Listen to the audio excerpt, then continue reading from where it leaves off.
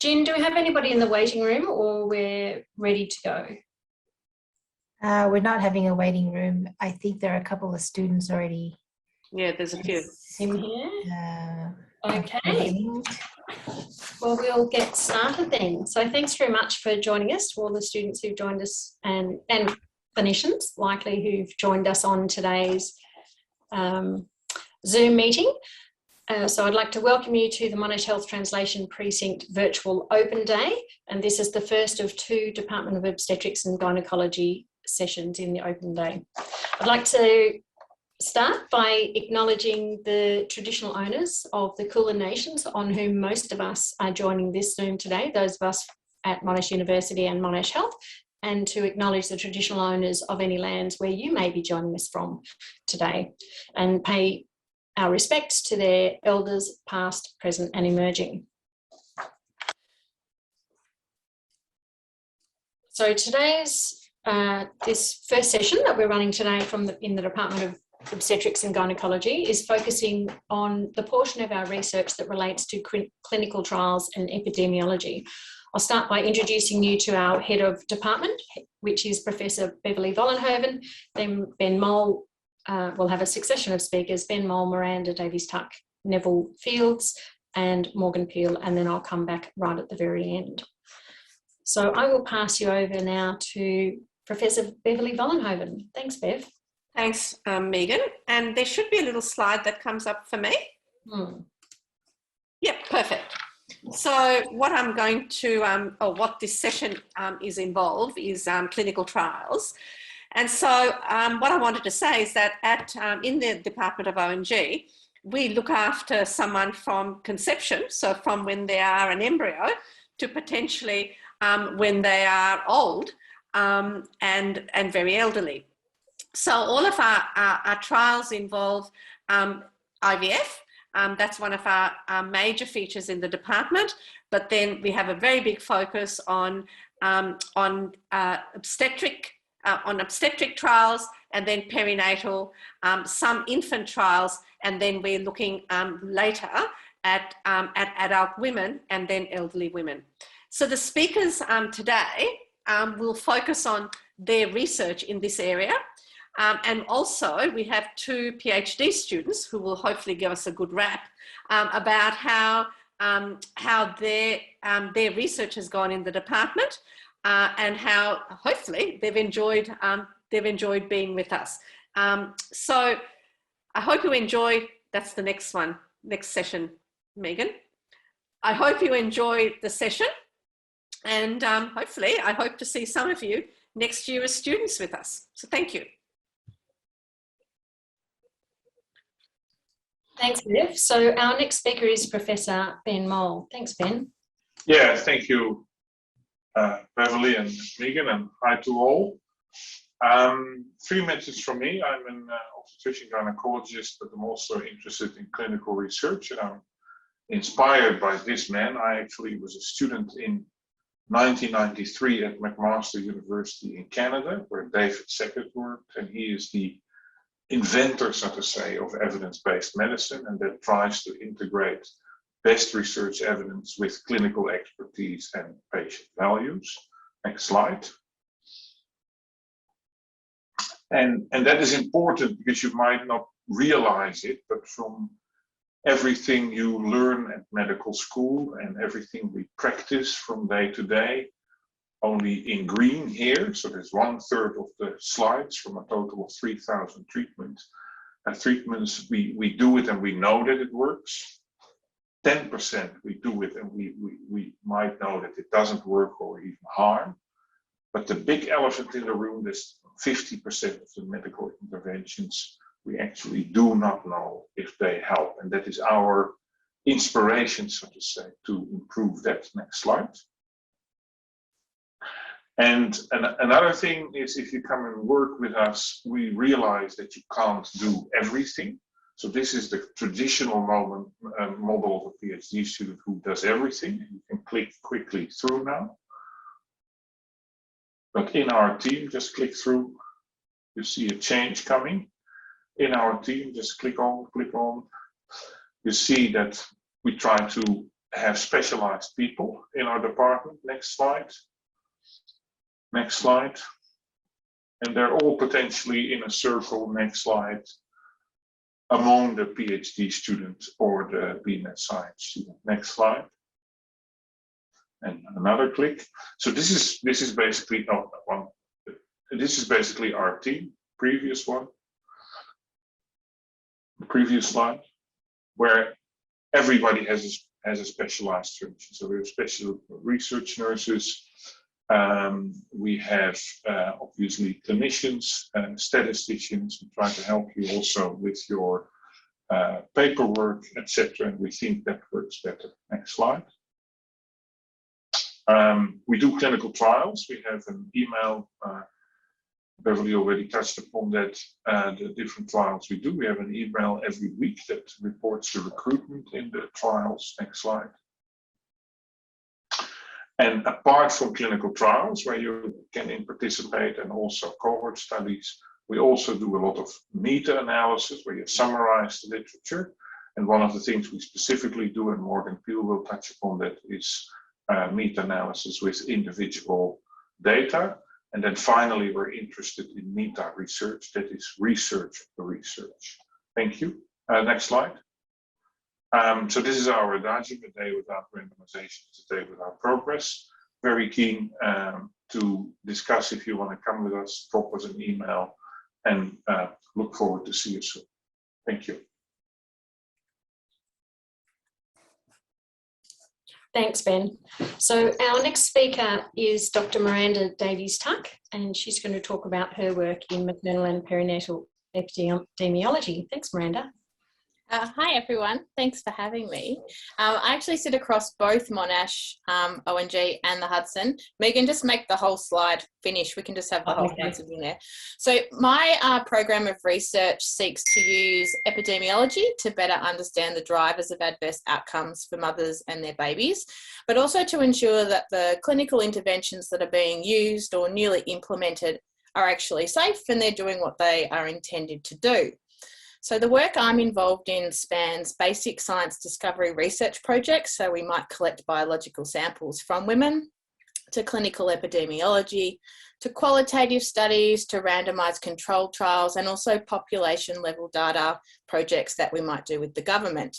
And so obviously this is a really diverse range of projects, and so it's supported and underpinned by a wonderfully large collaborative group that I work within, and this includes clinicians, some of which you will hear, have heard from and will hear from tonight, but also basic scientists, other epidemiologists, qualitative researchers, clinical trialists, and also the government. So I personally have a particular focus on addressing disparities in stillbirth rates seen in migrant women, but also understanding the drivers of preterm stillbirth, assessing the effectiveness of current antenatal intrapartum interventions, and improving access and safety to different levels of care, such as home birth. So I thought I'd just provide a couple of examples of the types of projects that my students are involved in, just touching on some that I have this year. So one of the students working with me this year is using the Victorian perinatal data collection. So this is Victorian population level perinatal data, and they're looking at trends in stillbirth, smoking cessation, early term inductions, and the detection of fetal growth restriction following the implementation of the Safer Baby Bundle. So this is a bundle of care that's being rolled out across the country, and 50% of Victorian hospitals have implemented it. And so this particular work is in collaboration with Safer Care Victoria, and it's really important. It's a really important study because it will feed back to the Victorian government about the program that they're running and also inform the national rollout. I've got another student this year who's undertaking a qualitative study. So this student has interviewed women of South Asian background in relation to a change in clinical care that was introduced at Monash. And this change in care was to reduce the rates of stillbirth at term. And so they are seeking to understand the experiences and what's happened to the women who've had this change in care so that we can improve that delivery of care moving forward and as we plan on rolling it out and expanding it elsewhere. And the final example is actually a biological study. So I have a PhD student this year, and they're undertaking a case control study. They're recruiting women who have experienced a preterm stillbirth and those who are not. And we're actually collecting menstrual fluid from these women to try and understand and identify differences in the endometrium, decidulization components from menstrual fluid that might be associated with the early loss. So bit of a whistle-stop tour, but projects across the whole spectrum all the time. So if you're interested in anything that that I might be involved in or collaborating with, shoot me an email. Thanks, Miranda. Oops, whoops. Okay, so our next speaker, so one of the things that, one of the really interesting things about Department of Obstetrics and Gynaecology is that we have a really, just as Miranda alluded to, we have a really big mixture of both people who've come from a scientific background and people who've come from a clinical background. And so our next speaker is Neville Fields, and Neville is a practicing clinician here at Monash Health, and he's currently doing his PhD. Neville, would you like to? Thank you. Thanks for having me. So I'm Neville, and I'm one of the new PhD students at the Ritchie this year. And so, as Megan said, I'm a current ONG trainee with the Ranscog College for ONG, and I also do some teaching with the university, which I love doing. Could I have the next slide, please? So I wasn't entirely sure what I was supposed to do for this talk, so I think I've given you a bit of a sidetrack version, but I just wanted to give you a little bit of an idea who I was and how I became into the PhD. So I'm originally from Nhulunbuy, which is in the far Northern Territory in Arnhem Land, which is a long, long way away. And I moved to South Australia for medical school and my Bachelor of Medical Science, where I did a major in physiology. And then I became a clinical research associate in orthopedic research. And so there's a little picture there of radiostereometric analysis, which is looking at arthroplasty devices and how they migrate and move within bone to look at early failure of these devices. So working with the TGA. I then did my Doctor of Medicine at Flinders, where I met Prof. Ben Mole. And I then commenced training here at Monash University with Ranscog. And I'm now a PhD candidate. So I've been working in ONG and have now started my PhD investigating a new therapy for preeclampsia called sulforaphane, which is found in cruciferous veggies like broccoli. The simulation model is because I love teaching and I like simulation, hence the pregnant model. So I just gave you a bit of an idea because it sort of said, you know, what do we do with our world at the moment as a PhD student? So at the moment, I feel like every day is completely different, and I feel like I've got a really beautiful expanded view of all these projects that I'm looking at. So part of it is obviously my lit review. I'm involved in some health economic studies, which I'm really excited about, giving me a different perspective as a clinician on the impact of preeclampsia. And more recently, I've been looking at some collaborative work with molecular biology with potentially a gastroenterology group here, which is a bit of a change from what I was expecting, but very exciting. And similarly, looking at the human microbiome in preeclampsia. I'm also involved in a retrospective review and then potentially a clinical trial, which we're expecting to get started probably next year. As you can see, my PhD has 100 different components, and it's very exciting and it's very interesting, and I'm covering lots of different areas, but it's all about sort of collaboration at the moment. I feel like I'm meeting so many wonderful people.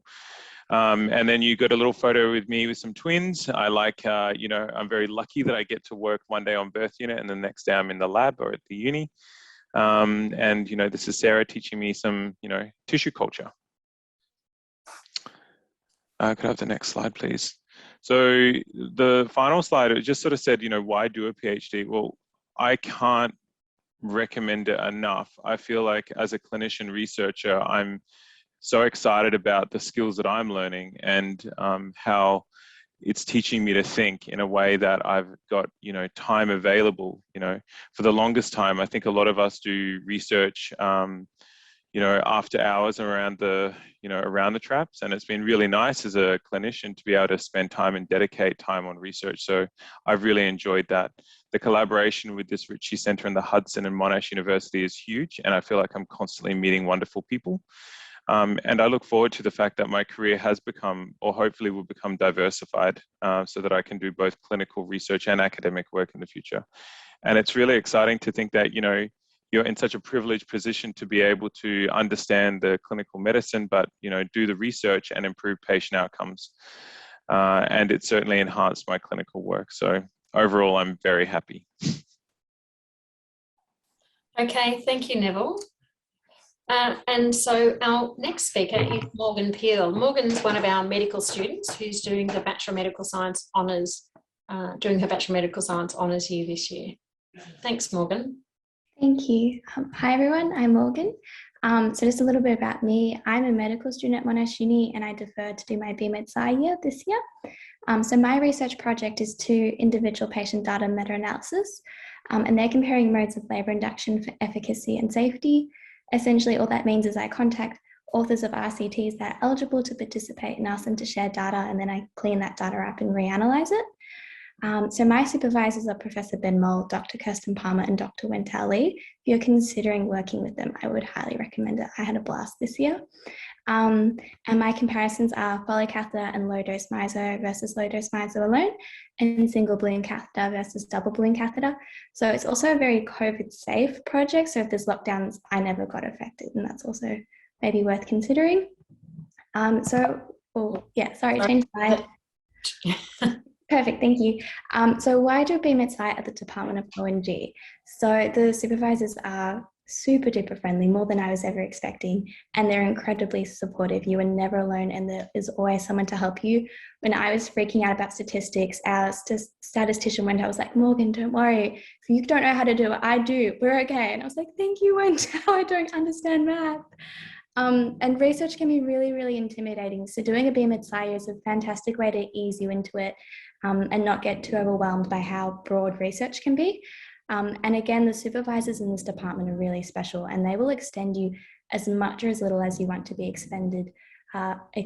Over the course of this year, I got offered to do extra research if I was interested in it, and I know a lot of my peers did as well. So you can really take it as far as you want to go, and your supervisors are behind you the whole way.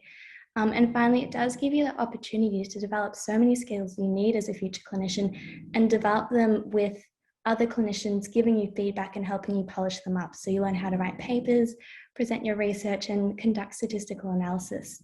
Oh, next slide, please. So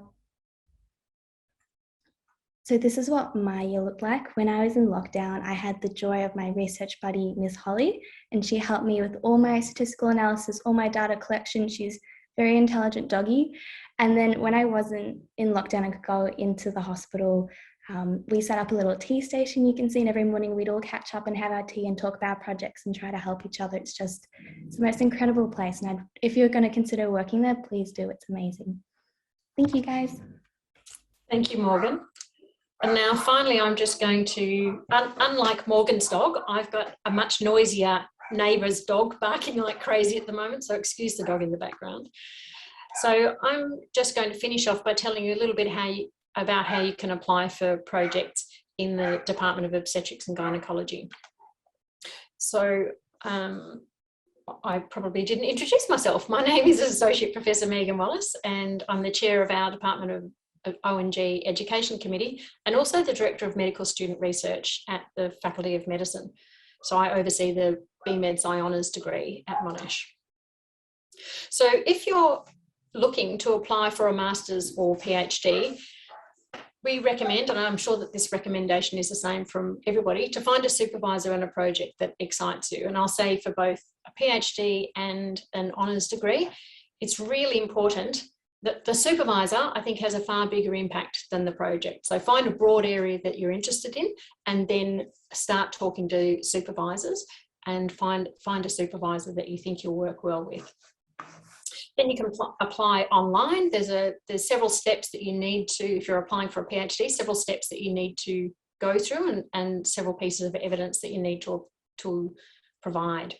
We would always recommend that you apply for a scholarship, a PhD. If you're doing a PhD, apply for a PhD scholarship, and the main round is coming up on the 31st of October. And our Department of ONG PhD coordinator is Professor Caroline Gargett. If you're applying considering applying for honours next year, then similarly find a supervisor in a project that excites you and is a good fit for you. Then sign up. So if you're looking to do BMed's Bachelor of Biomedical Science honours, then Mark Hedger is the contact for all biomed science honours students on the MHTP precinct. If you're looking to do Bachelor of Science honours with us, then most of our students come through the Department of Anatomy and Developmental Biology, and the contact there is Dr. Olga Panagiotopoulos. And if you're a medical student looking to do honours next year, then I'm your best contact. The way to search for projects is to look at our student project booklet. We've got several of them. So if you go to the School of Clinical Sciences website, then you can download this 2021-2022 Postgraduate and Honours Research Project booklet. If you go to the Hudson Institute, then you can download a project booklet from there as well. So in particular, it's the Ritchie Centre. The Ritchie Centre is the research arm of, one of the research arms of the Department of O&G. You can also search for our projects on Supervisor Connect. So if you just type in Monash Supervisor Connect, you'll come up with this web page. Type in Find a Project, and you can type in any obstetrics or gynaecology topic, and you should come up with projects from our department. Okay, so I will stop now and we will answer questions, any questions that people might have. I think there's a chat, so just feel free to just turn your camera on and ask questions out loud if you like. So Jin Langgraham has very kindly popped on the link to the School of Clinical Sciences project booklet within the chat. So thanks very much, Jin, that's really handy. Do you have any, perhaps I'm going to start actually by asking the people who are on the line where they're from. So I know we've got at least one current BME 3082 student on the line. Some of the others perhaps tell me, in fact, I think I can detect a couple of BME 3082 students based on those names. Have we got anybody who's not a BME 3082 student? If you're talking to me, you must still be on mute. I'm currently in my third year of biomedical science and BME 3082 student as well. Okay, great. Do we have Rachel? What are you doing? Fourth year med. Fourth year med, so you're thinking about BMed honours next year? Wonderful, terrific. But so, yeah. Yep, so speak to me if you've got any questions. You can speak to any of the people who've been on the presentation today, or look, as I said, look at the project in the project booklet. So, and Lubna is telling us that she's Bachelor of Science student.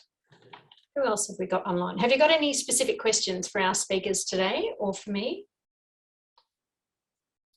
About, I guess, is everybody looking towards an honours project then, or is anybody looking at towards a PhD project? Thinking an honours project. Okay, great. So obviously we had two medical, Neville's a medical graduate and Morgan is a medical student, but we do take biomed and science students as well into lots, in fact, in the department.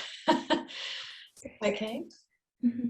So would you recommend that we directly email supervisors regarding like specific projects?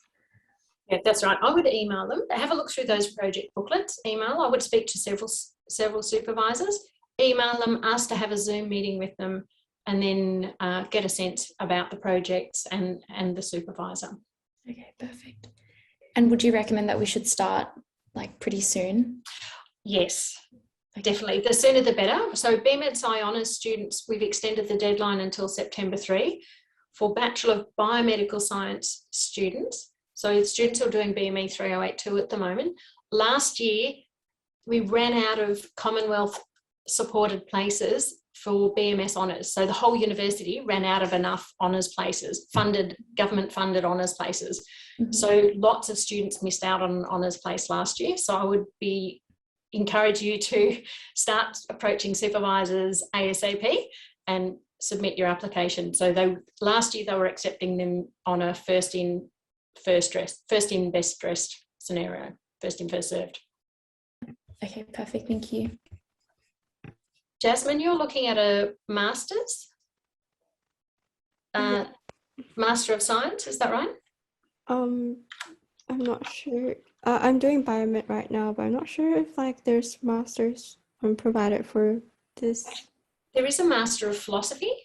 So a master's by there's masters by coursework and masters by research. So there is a Masters of Philosophy. I don't actually know very much about it, but actually in our next ONG session, they'll also hear from the Masters of Clinical Embryology, which is a course that we run here in the Department of Obstetrics and Gynaecology that you might also be interested in. Yeah, I think that's something that I would be interested in. Thank you. Wonderful. Do we have any other questions?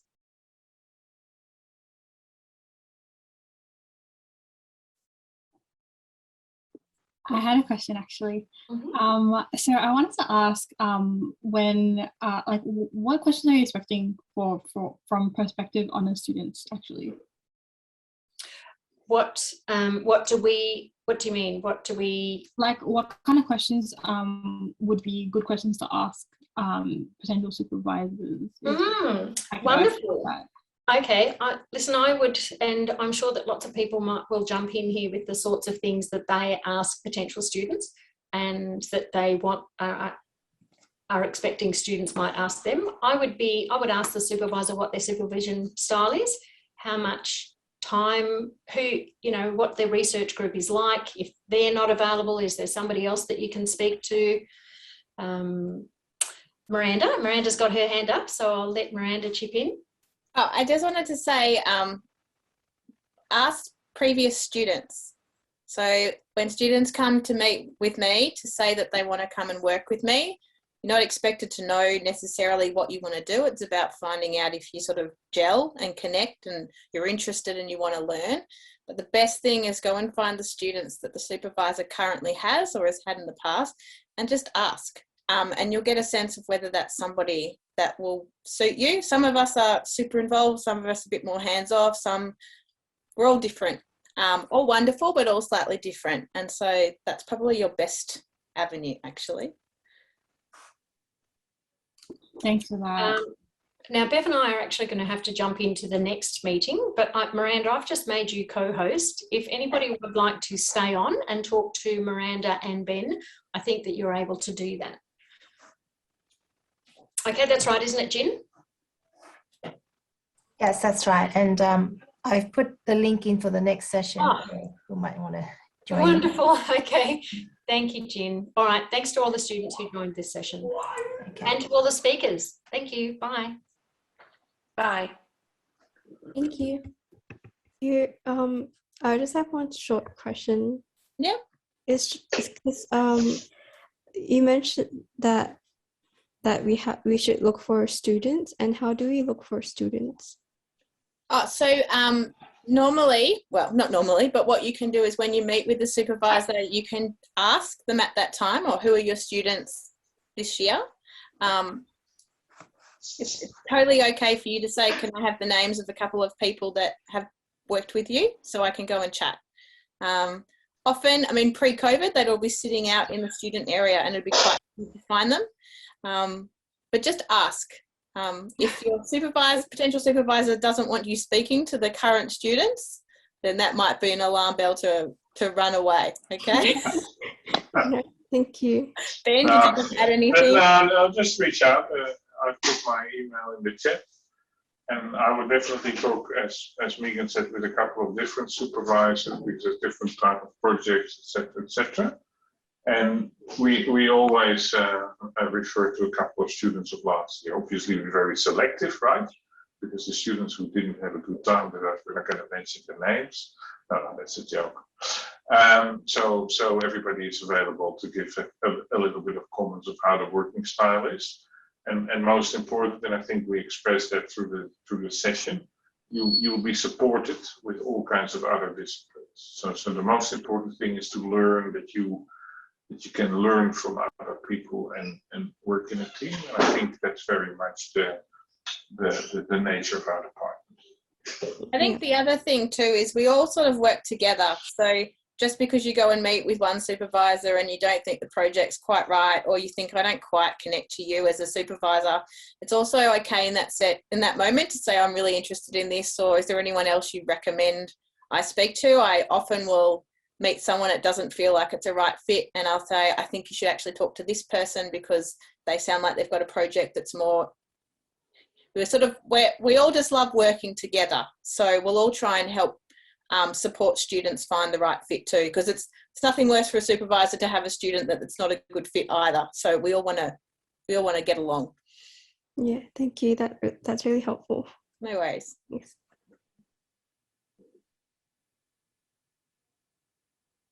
Are there any other questions, or are you want to duck off to the other session? Or is it just you, Morgan? So we've got Wedar and Anusha left. I had a question, but it literally slipped my mind, and because my internet just died, and I'm just trying to think of it. Also, I really liked your Hudcast episode, and it kind of inspired me to be here. So thanks for that. Mine? Yeah. Oh, thank you. I honestly forgot my question. I was going to say, so that's a really good point. The Hudcast is a really great way. I got my current PhD student because she listened to the Hudcast and she thought, oh no, I do like the sound of Miranda. I'm going to speak to her about doing a project. There's lots of wonderful researchers on the Hudcast. So you can have a listen to them and their research too, which is another great way of sort of vetting supervisors. We're all pretty nice. So, did I actually have a question? How long should we wait to send a follow-up email? Because I know this is a really, really busy time for everyone. But how long would you wait before you send a follow-up email? So send it. You mean if you have sent an email, you don't hear anything? Yeah. Is that to me? I know. I think the problem is some students that get super keen and they send emails in June. And you think I've only just started my project with my current students and I've got new students asking for next year. I think sort of from now, sort of August, September, when we would, we're starting to think about next year.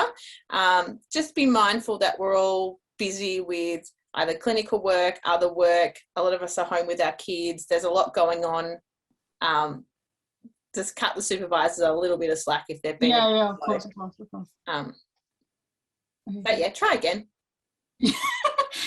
Okay, cheers. I'm going to pop up to the next session, but thank you so much for everything, honestly.